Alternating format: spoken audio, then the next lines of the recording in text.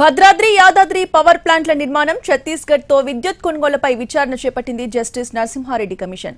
విచారణ కమిషన్ ముందు ప్రొఫెసర్ కోదండరాం, విద్యుత్ నిపుణులు రఘు హాజరయ్యారు. అప్పట్లో విద్యుత్ జేఏసీ చైర్మన్ గా కోదండరాం, మెంబర్ గా రఘు ఉన్నారు.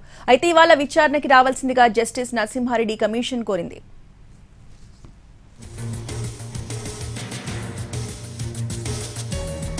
మరోవైపు మాజీ సీఎం కేసీఆర్ పంపిన లేఖలపై సమీక్ష చేస్తోంది జస్టిస్ నరసింహారెడ్డి కమిషన్. విద్యుత్ కేంద్రాల నిర్మాణం, కొనుగోళ్లపై విచారణ జరిపే అర్హత జ్యుడిషియల్ కమిషన్ కు లేదని నేరుగా జస్టిస్ నరసింహారెడ్డి కమిషన్ కి 3 రోజుల క్రితం కేసీఆర్ లేఖ పంపారు. దీనిపై సమీక్ష చేస్తామని ఇప్పటికే ప్రకటించారు జస్టిస్ నరసింహారెడ్డి.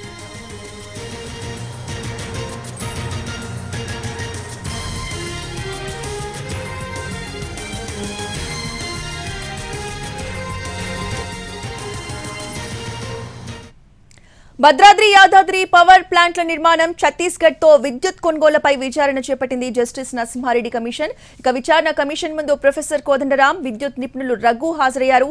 ఈ మీటింగ్ కి సంబంధించిన పూర్తి అప్డేట్స్ ని మా ప్రతినిధి సుధీర్ లైవ్ లో అందిస్తారు. సుధీర్,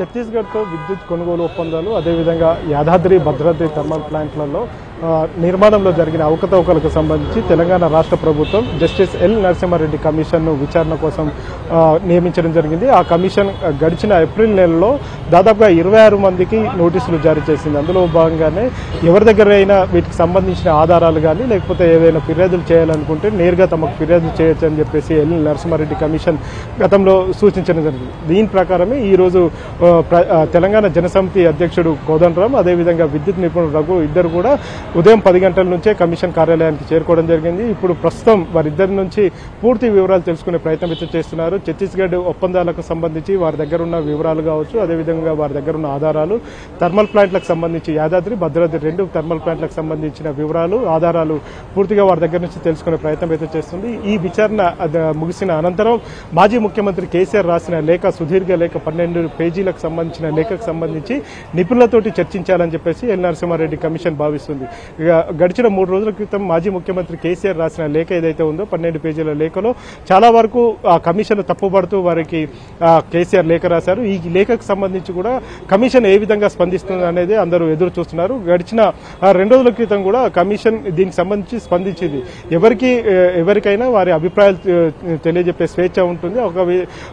అదేవిధంగా మాజీ ముఖ్యమంత్రి కేసీఆర్ కూడా తన అభిప్రాయాన్ని వ్యక్తం చేశారు. ఇందులో ఎలాంటి అభ్యంతరం అయితే లేదు అని చెప్పేసి కమిషన్ చెప్పినప్పటికీ కూడా ఈ రోజు పూర్తి స్థాయిలో దీని మీద 12 పేజీల లేఖ మీద సమీక్ష జరిపిన అనంతరం అవసరమైతే మాజీ ముఖ్యమంత్రి కేసీఆర్ తమ ఎదుట హాజరు కావాలని చెప్పేసి ఆదేశిస్తారా, లేకపోతే వారెంట్ జారీ చేస్తారా అనేది కొంత ఉత్కంఠగా మారింది. ఎందుకంటే కమిషన్ ఖచ్చితంగా కమిషన్కు జ్యుడిషియల్ పవర్స్ ఉంటాయి కాబట్టి వారి ముందు ఎవరైనా హాజరు కావాల్సి ఉంటుంది. వారు దానికి సంబంధించి నోటీసులు జారీ చేశారు.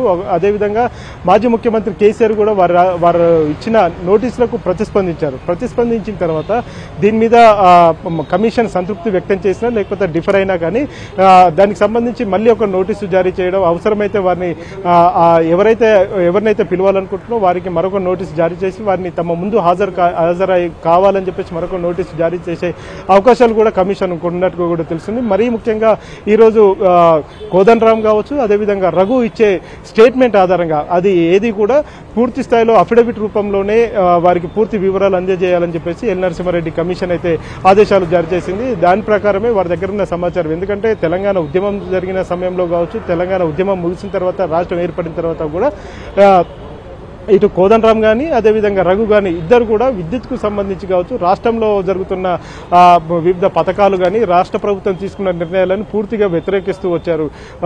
ఇటు రఘు మాత్రం ఛత్తీస్గఢ్ ఒప్పందానికి సంబంధించి ఛత్తీస్గఢ్తో చేసుకున్న ఒప్పందం ఏదైతే ఉందో 1000 మెగావాట్ల విద్యుత్కు సంబంధించి గతంలో ఆయన పూర్తిగా దీనికి వ్యతిరేకంగా వ్యాఖ్యలు చేశారు. దానికి సంబంధించి పలుమార్లు విద్యుత్ సంస్థలకు, అదేవిధంగా గతంలో రాష్ట్ర ముఖ్యమంత్రిగా వ్యవహరించిన సంబంధించిన కేసీఆర్ కూడా బహిరంగ లేఖలు రాశారు. అది విద్యుత్ జేఏసీ పక్షాన, అదేవిధంగా జేఏసీ పక్షాన కూడా లేఖలు రాయడం జరిగింది. అదేవిధంగా థర్మల్ ప్లాంట్ల నిర్మాణానికి సంబంధించి భద్రాద్రి థర్మల్ ప్లాంట్లు ఏమో సబ్ క్రిటికల్, అదేవిధంగా యాదాద్రి పవర్ ప్లాంట్ ఏమో సూపర్ క్రిటికల్ గా నిర్మించడం జరిగింది. దీని ద్వారా పొల్యూషన్ పెరగడంతో పాటుగా ఎక్స్పెండిచర్ కూడా ఎక్కువగా పెరుగుతుందని చెప్పేసి ఈ విషయాన్ని పలుమార్లు రాష్ట్ర ప్రభుత్వం దృష్టికి తీసుకొచ్చిన పెడచెవిన పెట్టిందని చెప్పేసి వారు అప్పట్లోనే ఆరోపించారు. వారికి సంబంధించిన ఆధారాలన్నీ కూడా జస్టిస్ ఎల్ నరసింహారెడ్డి కమిషన్ ముందు ఈ రోజు పెట్టడం జరిగింది. ఈ రోజు సాయంత్రం వరకు కూడా దీని మీద పూర్తి స్థాయిలో సమీక్ష జరిపిన తర్వాత ఏదైనా నిర్ణయం తీసుకుంటారేమో అని చెప్పేసి ఎదురు చూస్తున్న పరిస్థితి కనిపిస్తుంది. Roja. Right, thank you Sudheer.